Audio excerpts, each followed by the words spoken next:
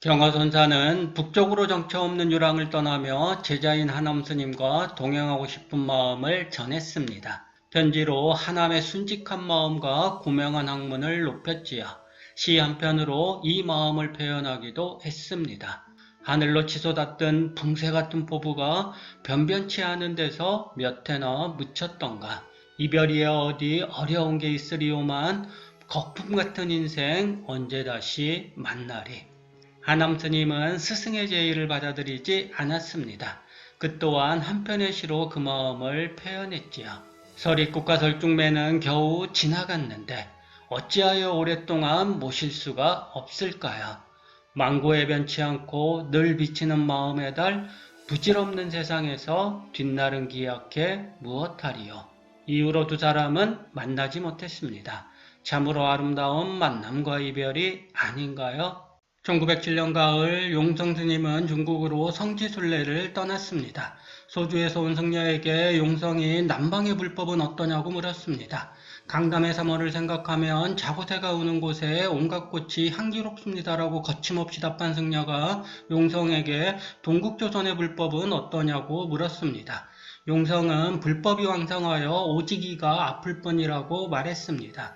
승려가 이가 아픈 건지 마음이 아픈 건지 묻자 용성은 할이라고 크게 외쳤습니다. 더할 나위 없이 서로 물었다는 승려의 말을 듣자마자 용성은 좌복을 들어 후려쳤습니다. 승려는 이와 마음을 구분하여 용성을 시험했습니다.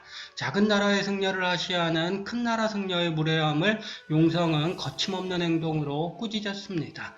깨달음으로 가는 길은 큰 나라니 작은 나라리 하는 분별심을 없애는 데서 시작되는 것임을 분명히 보여준 것입니다. 오대산상원사에 머물던 수월은 북으로 떠나기 전 천장암을 방문해 숭늉그릇을 들어 보이며 망공에게 물었습니다. 여보게, 이 숭늉그릇을 숭늉그릇이라 하지도 말고 숭늉그릇이 아니라 하지도 말고 한마디로 일러보게. 망공스님은 숭늉그릇을 받자마자 문 밖으로 던져버렸습니다. 그리고는 묵묵히 앉아 침묵을 했지요. 수월은 손뼉을 치며 잘했네, 참 잘했어라고 외쳤습니다. 29 수월이 천장암에서 뗄나무를 할 때 14살에 출가한 망공은 공양주의를 했습니다. 경허스님의 또 다른 제자인 해월과 더불어 그들은 깨달음에 이르러 불법을 널리 펴기로 약속했지요. 수월은 북쪽으로 가 상현달이 되고 해월은 남쪽으로 가 하현달이 되며 망공은 중간에서 보름달이 되어 불법을 퍼뜨리기로 한 것입니다. 이날이 망공과 수월이 마지막으로 만난 날이었습니다. 22살에 견성한 정강스님은 곧바로 망공스님을 찾았습니다. 망공스님이 그에게 물었습니다. 부처님께서 동력하늘에 떠있는 계명성을 보고서 견성하셨다. 자, 너는 저 많은 별 중에서 어느 별을 보고 깨닫겠는가? 정강은 바닥에 무릎과 손을 대고 엎드리더니 방바닥을 더듬기 시작했습니다. 흡족한 표정으로 이를 본 망공선사가 말했습니다. 아, 자네는 참으로 부처가 되었군. 이 말로 망공은 정강의 깨달음을 인가한 것이자. 용성스님은 출가한 지 얼마 안 된 동산스님을 평안도 맹산 우두암에 있는 하남스님에게 보냈습니다. 큰 그릇이 될 만한 동산의 자질을 엿본 것이지요. 하남은 받아준다는 말은 미룬 채 받아주지 못하겠으니 돌아가라고 하면 어찌할 것이냐고 동산에게 물었습니다. 동산은 결연한 목소리로 대답했습니다. 만일 스님께서 내치시면 암자박바위 틈에 토굴이라도 파고 먼 발치에서라도 스님을 모시겠습니다. 마침 산 저편에서 맹수들이 울부짖는 소리가 들려오자 하남은 사나운 짐승들이 우글거리는 암자밖에 정말로 토굴을 파겠느냐고 물었습니다. 동산은 오롯한 자세로 태연히 말했습니다. 스님, 돌을 구하지 못하고 취생몽사하느니 차라리 돌을 구하고 토굴에서 산짐승밥이 되는 게 나을 것입니다. 병도 하남 스님은 제자인 타너 스님의 능력을 누구보다 높이 평가했습니다. 어느 날 스승이 제자에게 이런 말을 건넸습니다. 여보게 타너, 그대는 경전 공부를 더욱 열심히 해서 어려운 경전을 알기 쉽게 푸는 일을 많이 해야 할 것이야. 아오나 스님, 소승 참선수행에 더욱 정진해 견성 성불하고 싶습니다. 참선수행은 앉아서만 할 수도 있지만 제대로 이력이 붙고 도리를 알면 서서도 할 수 있지.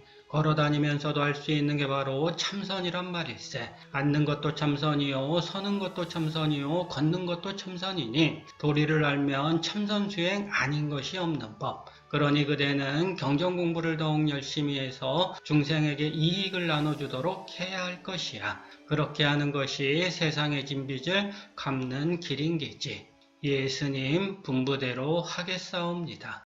어느 날 고봉스님이 집신을 잡는 스승 해월스님께 선문염송이라는 책에 실린 내용을 물었습니다. 한문을 모르는 해월은 글을 모르니 읽어보라고 했습니다. 고봉은 한문을 우리말로 풀어 읽다가 스승을 시험하려고 일부러 한 구절을 엉뚱하게 풀이했습니다. 묵묵히 듣던 해월이 제동을 걸었습니다. 가만히 있어봐라. 그 부분을 다시 읽어보아라. 고봉은 그 부분을 다시 고의로 틀리게 해석했습니다. 해월이 곧장 말했습니다. 그 부분은 내가 잘못 해석했구나. 그리고는 위의 말이 이랬으니 그 부분은 이렇게 풀어야 하고 뒤에는 이런 말이 나와야 한다고 말하는 것이었습니다. 고봉은 스승의 밝은 눈에 경탄할 수밖에 없었습니다. 도를 깨치면 글자를 하는 게 아니라 대우주의 원리를 확연하게 알게 된다는 걸 해월 스님은 온몸으로 보여준 셈이지요. 중이대는 뜻을 포기하지 않자 석두 스님은 효봉 스님을 푸른 벽포기가 한창 자라는 다랑의 논으로 이끌었습니다. 바늘을 보여준 석두 스님은 효봉이 눈을 감게 하고는 바늘을 논에 던졌습니다. 바늘을 찾아오면 소원대로 중을 만들어주겠다는 석두 스님의 말을 듣고 효봉은 어떻게 행동했을까요? 바짓가랑이와 소매를 걷고 논으로 들어가 논바닥을 뒤지기 시작했습니다. 한여름의 뜨거운 햇빛이 등짝에 사정없이 내리꽂혀도 효봉은 사흘 밤낮을 바늘을 찾아 헤맸습니다. 효봉이 그러거나 말거나 석두 스님은 태연했습니다. 절에 있는 스님들이 잠든 한밤 문 밖에서 조실 스님을 부르는 소리가 들려왔습니다. 효봉이었습니다. 그는 흥분된 목소리로 바늘을 찾아냈다고 소리쳤습니다. 온몸이 흙 범벅이 된 채로 서 있는 효봉을 보고 석두 스님은 운명과도 같은 인연을 느꼈습니다. 성철 스님은 누더기 장삼을 수십 년 동안 입었습니다. 어느 날 법정 스님이 성철의 상당법어지 본지풍광을 원택 스님과 편집한 후 백년함을 찾았습니다. 성철 스님은 밑도 끝도 없이 이런 말을 했습니다. 법정 스님도 많이 변했네? 법정이 나일론 장삼을 입고 있기 때문이었습니다. 빨래하기 편하고 즐겨 많은 스님이 나일론 장삼을 즐겨 입었죠. 성철은 벽장에서 무명장삼을 꺼내 법정에게 내밀었습니다. 당신의 옷을 전함으로써 깊디 깊은 마음의 정을 표현한 것이죠. 신법을 전할 때 선승들은 의발, 곧 옷과 바리떼를 전수합니다. 성철은 무명장삼으로 무소유 정신을 전달했고 법정은 그 마음을 역시 무소유로 실천했습니다.